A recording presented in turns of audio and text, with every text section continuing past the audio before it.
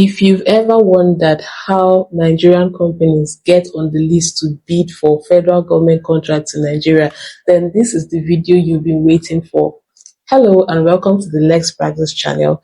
And in this video, I'm going to be talking about how to enroll on the BPP database in Nigeria and win government contracts. Now, in this video, I will walk you through what BPP is all about and why every Nigerian business needs this. We'll also consider who must register on the BPP database, as well as all the documents and additional information required to enroll on the platform. We'll also be looking at common reasons why BPP applications get rejected, right, and how to avoid them.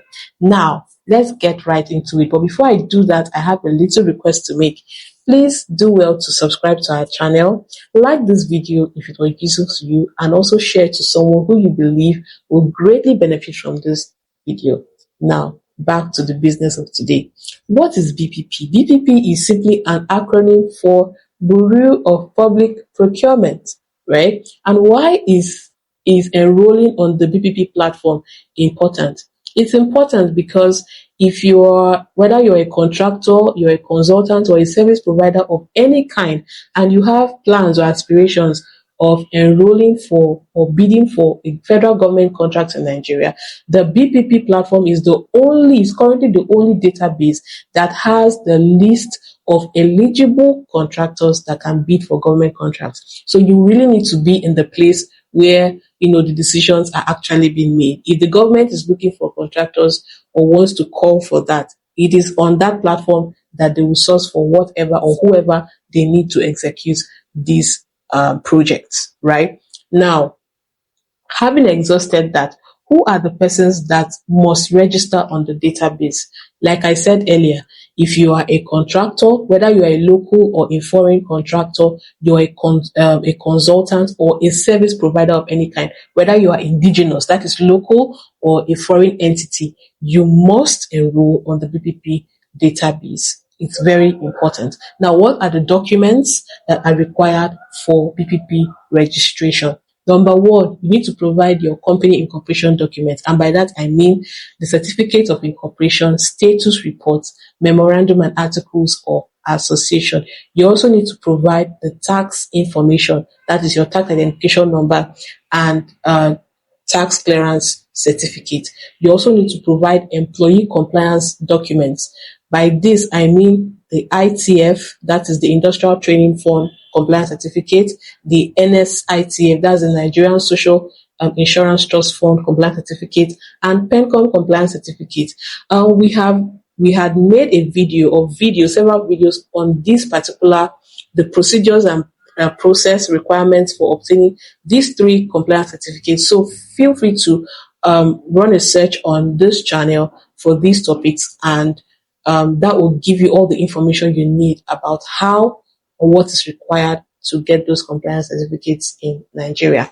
Now, you also need to provide, in addition to this, additional information in the application process, and they include the company registration information. So typically, every information that is on your incorporation document, you'll be providing them in the application on the application form. You also need to provide evidence of compliance. Of course, those compliance documents will be uploaded in the application process, and then details of your board of directors, details of the parent company where applicable, the business category. It could either be whether you're in the category for goods, works, or services. Depending on what category you fall under, you will fill the relevant information for such category. Then professional association that you or your entity belongs to, or members of that company belongs to, where applicable, and also manufacturer representation where applicable. You also provide information such as financial capacity information. By financial capacity, we are referring to annual turnover and the likes. So you would impute that information in the application process. Also, details of your personnel, their name, their state, origin, and all other information related to your personnel.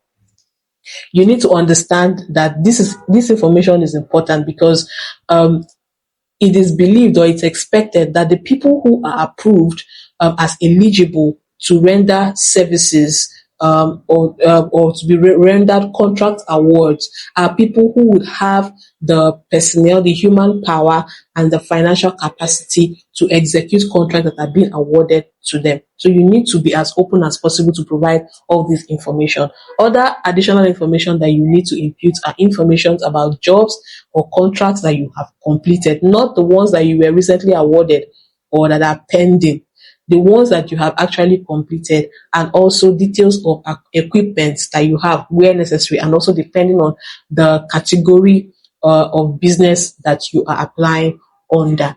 Now, let's look at the reasons why applications get rejected. I will just rest on two for the purpose of this video. Now, number one reason why your application can get rejected is mismatched details. So, if you recall, I mentioned that there are documents we provided and then there are information that you impute to the application form. Now, where there is a kind of inconsistency with your incorporation document, for instance, and your employee compliance document, like the NSITF, ITF, and the like, there's likely a great chance that your application will or may be rejected or denied, right? The application to enroll on database will be denied. Another issue could be incorrect document placement, right? This could largely affect your application process. And there are many other errors that could play if inability to come up with the documents required, where you don't have your tax clearance certificate, you don't have your company incorporation documents, you don't have your employee compliance documents, that is the NSITF, ITF, and PENCOM compliance documents. You can't even successfully enroll on the BPP compliance platform. So it's very, very important that you take note of the required documents that are needed to be successfully enrolled on the BPP platform, and have them ready and made available so that it makes your application process smooth, right? So that's it for BPP compliance registration, and also how to enroll and successfully bid for government contracts in Nigeria. In summary, the BPP is the final destination.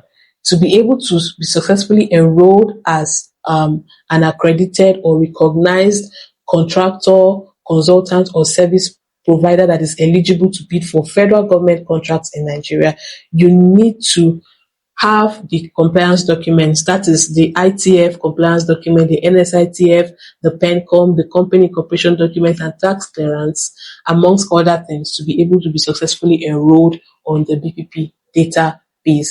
And also, if I might add, the duration of the certificate currently as at 2026 lasts for 6 months. So you need to renew every 6 months. The certificate is issued for a period of 6 months and is renewable subsequently, of course, right? So that's it for BPP compliance certificate and BPP enrollment. I don't want to say compliance certificate. That's it for BPP registration, right?